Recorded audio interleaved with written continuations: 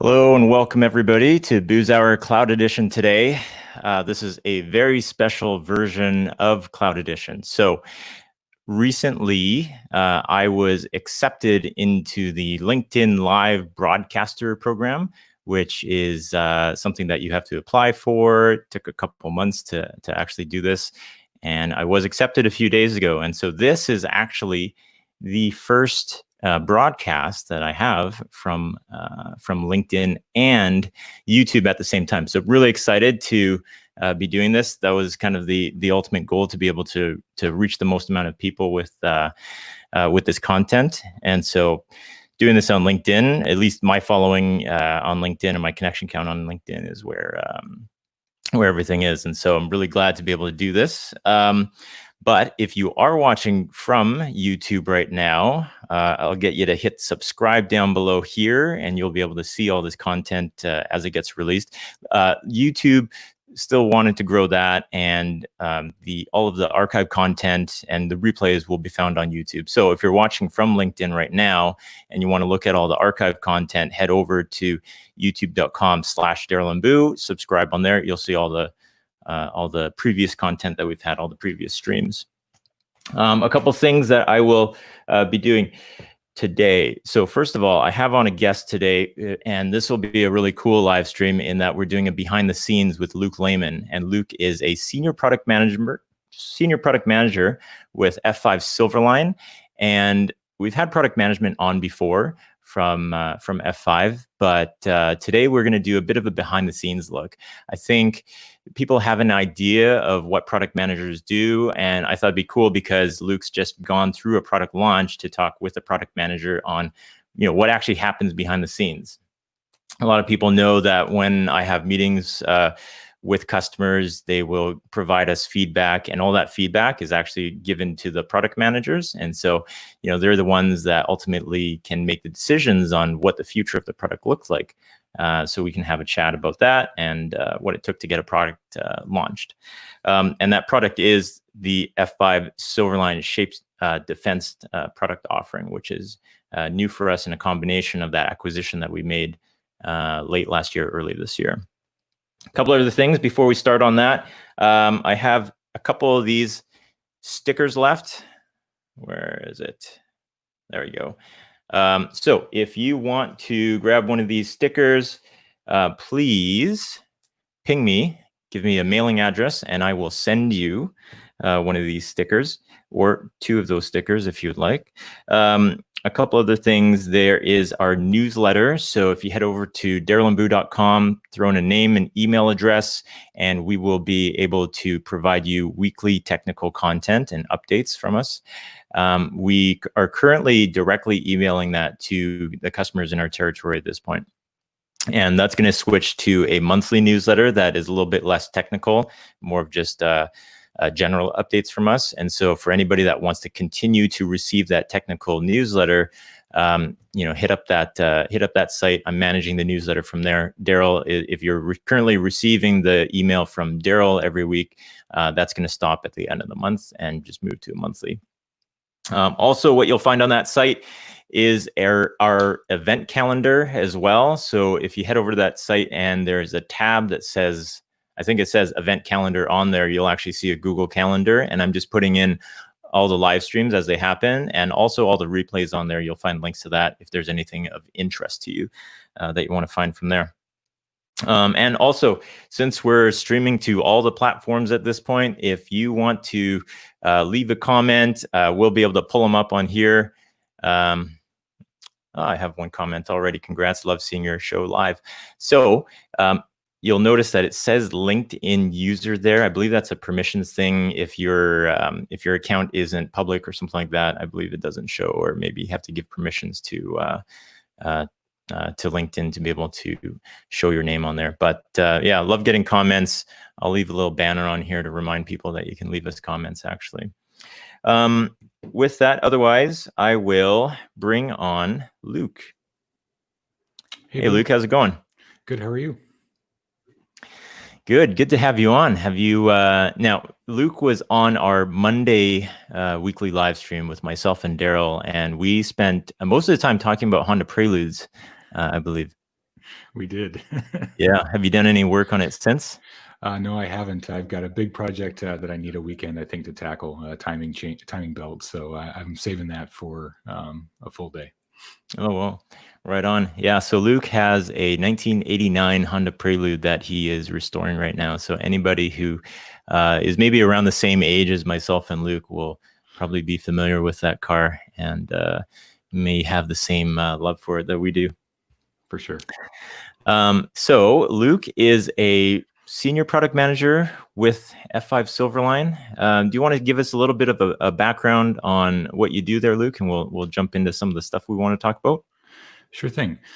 So I joined F5 about 7 years ago, and for the last 4.5, I've been with Silverline working in product management. And so my chief responsibility is as I'm the owner for our web application firewall managed service, our customer portal, and then also Silverline Shape Defense, which Boo mentioned already, which I think we'll talk about mostly today. But as Boo mentioned, it's working with our customers, working with prospective customers to understand, what needs they have, and making sure that our offerings are providing the value that our customers desire, taking enhancement requests and doing the prioritization for those services. Cool. Right on.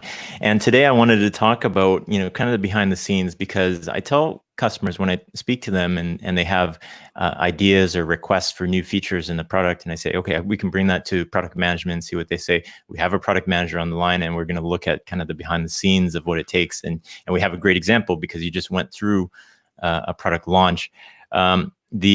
The whole idea here, though, is that, hopefully we can kind of dig into maybe how decisions are made, how ideas are presented to you, and what it takes to go through something like that. But more specifically, so with that recent product launch, we acquired Shape Security, and maybe you can take us through maybe a high level timeline of when was it the point where somebody came to you and said, hey, you know what, we got this idea of, or maybe it was your idea of combining these two products together and being able to offer it through Silverline? Sure. So I'll kind of rewind the clock for maybe about a year. Silverline is a platform. If you're not familiar, we provide DDoS protection, web app firewall as a managed service, as well as threat intelligence that can overlay on top of that platform. And we're in Equinix facilities, and we're also in cloud providers with different points of presence across the globe. And so one of the new services that we wanted to add to the platform was an anti-bot, anti-fraud technology. And so we were already about 50% of the way through building that capability when the Shape acquisition was announced. I remember that evening quite clearly because I was at Chipotle and I got a text message from one of the Silverline SEs, and he said, hey, when are we going to get Shape integration with the customer portal? And I had no idea what he was talking about. And then, I opened up my email quick and go through things and figured out that, this acquisition had taken place. And so we were about, like I said, about halfway through with our engineering work and portal design work to releasing an anti-bot service when the announcement was made. And so we pivoted very quickly to leverage the Shape technology, just for many reasons. But one of the reasons is because of just the excellent technology they have as far as identifying automation traffic over and above what we had plans for. And so I think that decision was made fairly quickly. It definitely wasn't my idea. It was definitely folks that they're much smarter than I am to come up with that. But we made the pivot to using Shape technology, and then it was probably the most quick-paced 4 months of my life where we were, working very, very quickly to integrate the technology. So that was kind of the timeline. Well, so as a product manager, what are your responsibilities when somebody says, okay, this is something that we're going to do? You obviously have to assemble some things, maybe assemble a team, assemble resources. What does it take initially to put this together?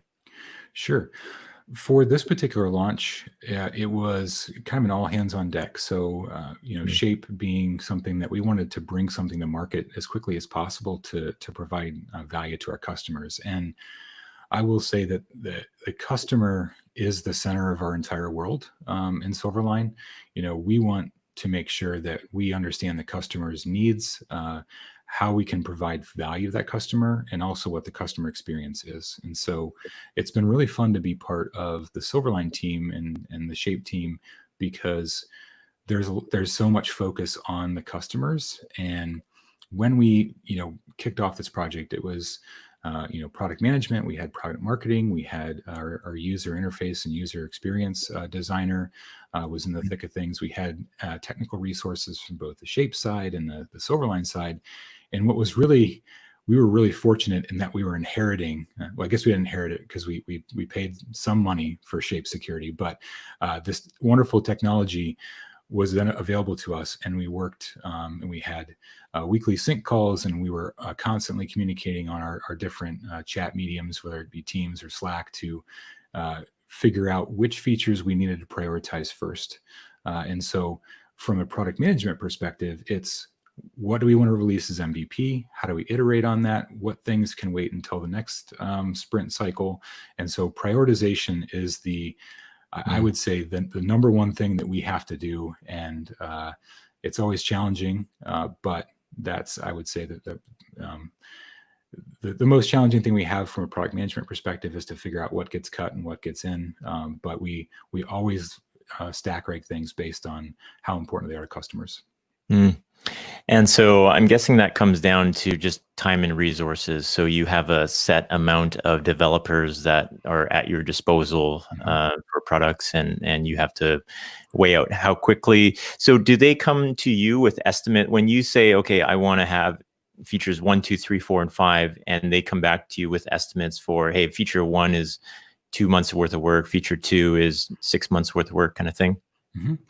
Yeah, essentially it's that way. It's just in smaller pieces. And so we create what's called user stories. And so they're written in a way, as a user, I want to do this to accomplish this, right? And we break those stories down into pretty small pieces of work, and we get them sized by the different engineering teams so that we can understand. And it's not on a week or a month or a 6-month kind of time scale. It's more of will this take a developer 10 minutes to do? Will it take them an hour? Will it take them a day? Will it take them a whole week? And then we can understand, based on how many engineers we have, we know our velocity. And then we can say, well, we can do, let's say, 30 points in this next sprint. And so we'll pull 30 points of stories in, and we'll move things around based on priority. And that's kind of how we do it. And we are on an every 2-week sprint cadence. And so that's how we roll. Wow. Yeah, that's pretty cool.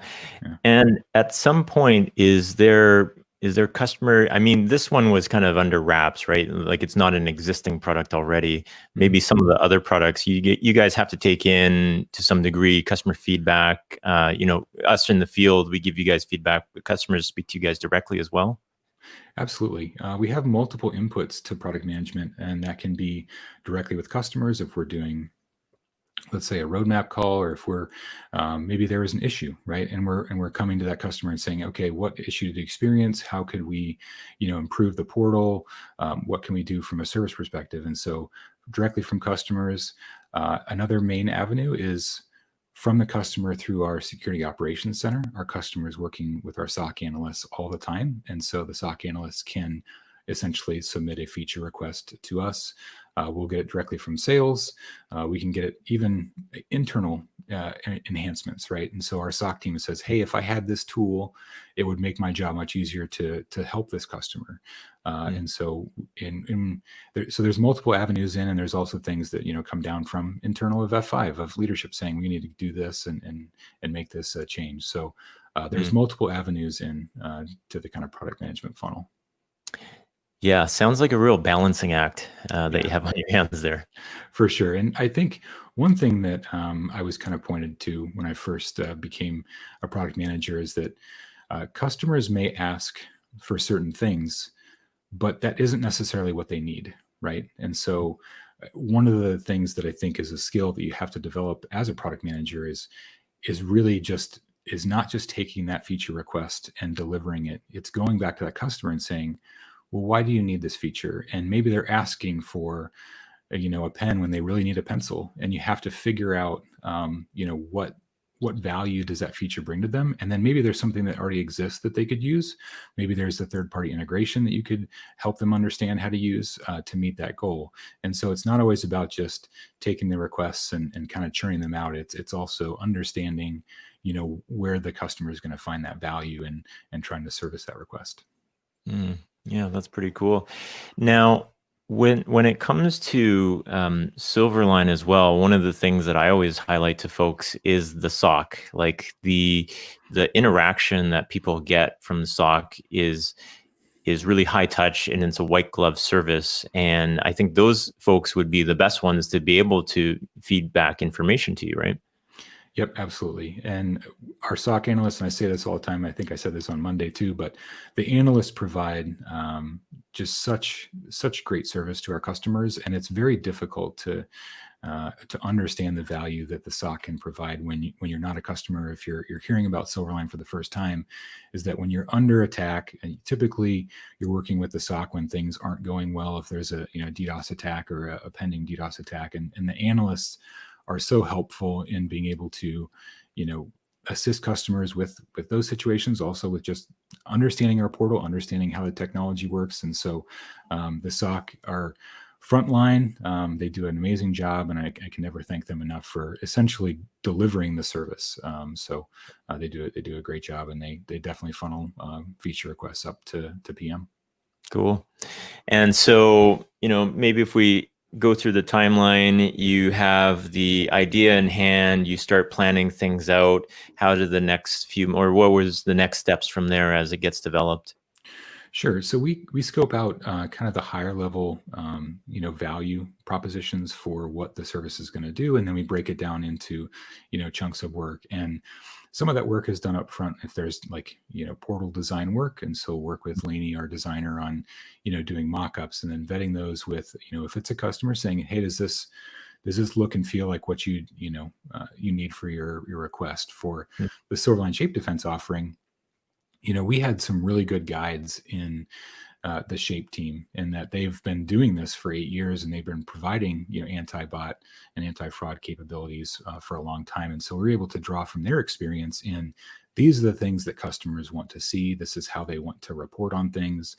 And so that guided us in delivering and kind of scoping out the work. And we would just methodically go through and figure out, which pieces of work needed to get done first, because then there's the look and the feel, and there's all the backend integration with logging and all the things like that that you wouldn't normally think about when you're looking at a portal chart. You're like, well, how does this get aggregated, or what's the granularity that you can get, and how do you want to summarize this chart? And so there's a lot that goes behind it, but we were able to kind of stand on the shoulders of the Shape team and due to their experience. Yeah, really cool. And then, as the development progresses, what does testing look like for all of this? Like making sure everything is right for folk. Do we have beta testers? Maybe, I don't know, for this type of scenario because it was, under wraps, or how does that look? Sure. I mean, so we have a great QA team that are going through and they're doing testing on features as they, move through the development cycle. And so as tickets and work are completed, they get checked in, and then the QA team can go and check out that functionality. And one of the requirements for, or one of the responsibilities rather, from a product management perspective, is to provide testing notes, and we also acceptance criteria. So this feature should do X, Y, and Z in this scenario, and this should be the output. And so QA will take that and they'll run through the ticket, make sure that it provides those outputs. And so this drop down should look like this, and it should be this wide, and this report should have these colors, look like this. And so that's a constant, it's a feedback loop between PM, the engineering team, the designer, QA, and so that's just it's ongoing all the time. And the great thing about that is that it allows course correction very quickly. In that, if something doesn't work, or we can vet that with the customer and say, hey, does this look right? We're not looking at 18 months before we can redo that feature. We're looking at a 2-week. Maybe a 4-week if we need to redo something, depending how large it is. And so that's really provides flexibility to meet customers needs in that way. Cool. And through all this, I'm sure not everything goes perfectly the whole way. What kind of challenges would you come across as you're developing a product? Sure. Well, things do pop up, like you mentioned. There always are surprises, and so you can't know what you don't know, and sometimes you just have to set some work aside. And when we, for this particular example, for Silverline Shape Defense, we had a GA date that was very aggressive, and so sometimes you need to collect folks into a virtual room, as it were, in these days. And just figure out, brainstorm, like, how can we solve this problem? Is there a way that we can, maybe strip out this feature and do this in a different way? Or is this really MVP? Or can we push this to a fast follow? Like, does this need to be there on day one, or can it come, in 2 weeks, right? And so there's that constant prioritization of, when things come up, what can we delay, or what can we push out? There's always technical debt, and you'll hear that term, right? And so can we push that technical debt out? Like, let's say we want to update some backend firmware on a particular system that we're running. Can we push that out 2 weeks to pull this in, right? And there's even times where we have customers that are they come to us and they say, we really have this issue. We need you to develop this feature. And it's not on a roadmap, but we see the value for the customer, and we see that there might be value for other customers to have the same feature. So we take that in and we look at that and figure out, are there things that we can maybe delay and pull this in? And so it's just a constant engine of looking what's there, reprioritizing, stacking it up again, finding where the high value things are, and then just continuing to use that as the guidepost. Is that, again, it's all about the customer value, the customer experience. And that really was it's the overarching theme of F5 and F5 Silverline and Shape. And that's what was really cool about this technology. And for folks that aren't super familiar with what Shape, the different deployment models, is that the intelligence behind the Shape enterprise defense and Shape defense technology is very, very advanced. Use AI and ML to identify traffic and determine whether it's automation or not. And one of the pinnacles and the pillars of what we were trying to achieve with this solution was ease of use and ease of integration. And so those themes guided all of our design principles in, we want to be able to let customers do a DNS redirect, upload their SSL certain key, do a configuration for a particular URI, and then go into blocking mode. And that was it, right? And so if you're an existing Silverline customer, you already have your traffic flowing through the platform. It's literally a toggle, and then configure your URI, and then you're done.